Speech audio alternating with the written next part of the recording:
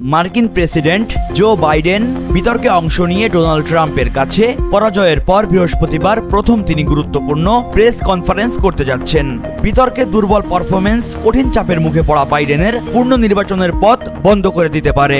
খবর এএফপির। ন্যাটো শীর্ষ সম্মেলনে বয়স ও স্বাস্থ্য নিয়ে নিজের ডেমোক্রেটিক দলের ক্রমবর্ধমান সমালোচনার চাপ প্রশমনের প্রচেষ্টারত 81 বছর বয়সী বাইডেনের দিকে বিশ্বের নজর থাকবে। হোয়াইট হাউস এটিকে একটি বিগ বয় প্রেস কনফারেন্স বলে আখ্যায়িত করেছে এবং তিনি যে এ ধরনের কনফারেন্স পরিচালনা করতে পারেন তা প্রমাণে বাইডেন চাপের মুখে রয়েছেন। ট্রাম্পের সাথে বিতর্কে বিপর্যয়ের পর বাইডেন তার প্রেসিডেন্টের মেয়াদকালে এক বিরল চাপের মুখে পড়েছেন। ওয়াশিংটন ডিসি কনফারেন্স সেন্টারে স্থানীয় সময় বিকাল 5:30টায় অনুষ্ঠিত এই সাংবাদিক সম্মেলনে বাইডেনের যে কোথাও ভুল পদক্ষেপ তার 2024 সালের প্রেসিডেন্ট নির্বাচন থেকে সরে দাঁড়াতে ডেমোক্র্যাটদের আহ্বানকে আরো জোরদার করতে পারে।